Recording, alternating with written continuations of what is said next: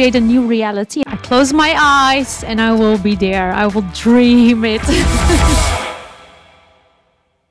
Welcome, Seth Godin, to the Bridging Podcast. Well, thank you for having me. It's really a pleasure. It's such a privilege to have you here, actually. I would like to start with my first question. In your book, The Practice, and also in the podcast that you have been on, you talk a lot about the narrative in our head, the noise. I am just curious to learn more about, do we have one voice? Are there more? Or what is that exactly? Oh, I don't know what it is exactly.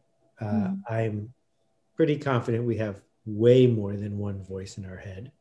And the voice in our head sometimes helps us get to where we seek to go. And in that case, let's leave it alone. But most of the time, it exists to slow us down. It's a form of resistance, as Steve Pressfield would call it. It is false fear that is left over from 50,000 years ago and living in the savannah. It is indoctrinated division and caste and this belief that we live in a world of scarcity. All of these things pile up in our head to keep us from being the contribution we're capable of being. Okay. How do we distinguish between the voice we actually want to follow and the voice that we want to get rid of? Yeah, it's a great question. First, I'd say you can't get rid of the voice. What you might be able to do is live with it. What you might be able to do is dance with it. But the harder you try to make it go away, the louder it gets. What I have found is that having a GPS in your car makes it easier to go where you're going. That having a compass when you're camping makes it easier to get home. That having a North Star when you're paddling a boat makes it easy to figure out which direction you're going. And so it really helps to be clear about who we are seeking to serve and what change we are seeking to make, not getting distracted by other people's compasses and other people's metrics. So, we know that there's been generations of brainwashing of women about what they're supposed to look like. Well, are you really trying to make the editors of Vogue magazine happy? Is that really your goal?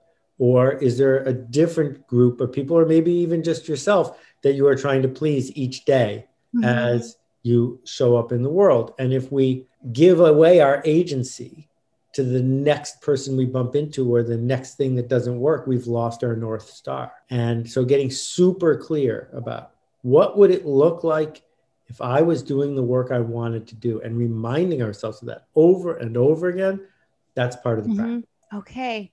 So, and then the moment that you get the voices which actually align with that compass, follow it.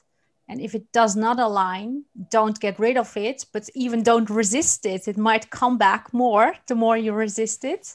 Just observe maybe. Yeah. And, I often find myself saying to myself, which is interesting, who's talking and who's listening. That's interesting. So you're in a situation where, well, we just had 2 feet of snow here, and you're driving on a road and it feels icy. And one part of your brain is, oh my God, it's super icy. Someone's going to slam through the intersection. We're going to be dead. And if you spend a lot of your conscious effort trying to calm down that voice, you will stop paying attention to the road. And instead you can say, that's interesting, and go back to driving. Okay. That's interesting, and go back to driving. I like that. Does that also mean, like, for example, at the moment, I want to do creative work, for example, I want to start writing. And, there is a lot of fear coming up, like my audience might want to do other things.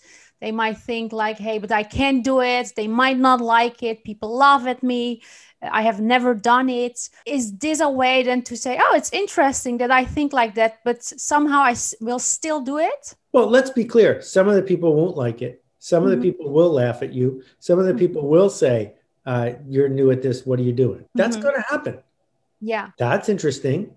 Okay, now we know why you haven't done it before, but that doesn't keep you from doing it now. Yeah. Because if instead you say, there are 3 people who are going to read what I wrote and want to say thank you, that's enough.